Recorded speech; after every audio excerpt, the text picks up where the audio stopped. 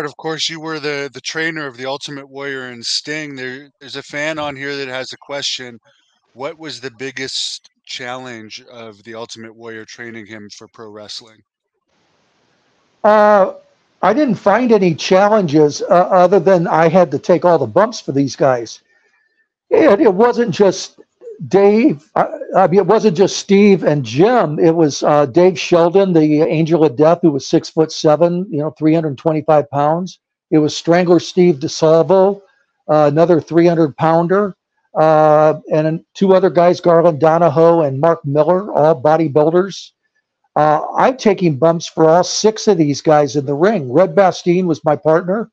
Red couldn't take bumps. He had artificial hips, and he was an older guy. I was 29 years old. I was in my prime, so I was the guy that had to take the bumps, and that was the biggest issue. Was just how much my body's going to wear out. Trying to show these guys how a pro feels going up in the air for a body slam, or how a pro drop kicks and what the feeling should feel like, and things like that, and how to sell. That was what I tried to instill in all these guys. Obviously, Warrior was a slower learner than Sting. Sting was a natural athlete. I think Sting could have been a pro football player. He could have been a pro this, that, anything he wanted. He would have been a hell of a basketball player. Could be obviously his leaping ability was second to none. The guy probably could have dunked the basketball as easy as anything.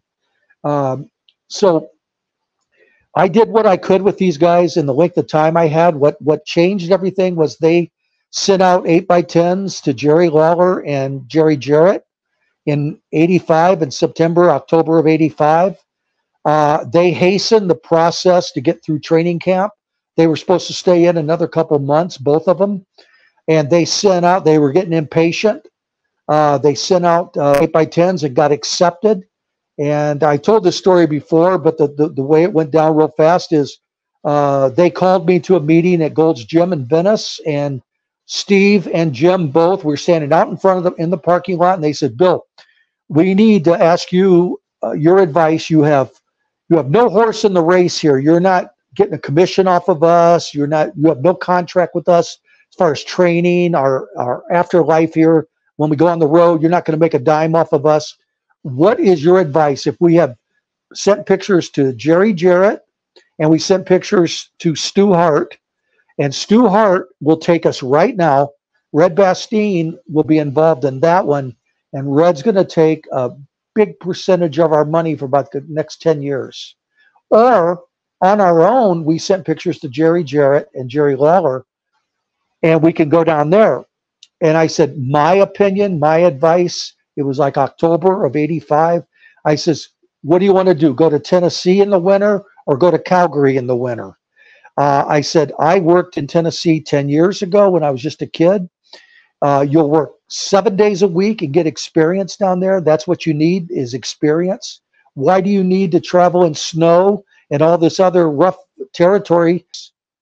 And what they did, they sent they went to work for Jerry Lawler, and they got their experience down there. And then from there, they went off to work for Bill Watts, and then World Class, and all the rest that turned their career around to eventually become world champions, like at the same time in 1990 or something like that.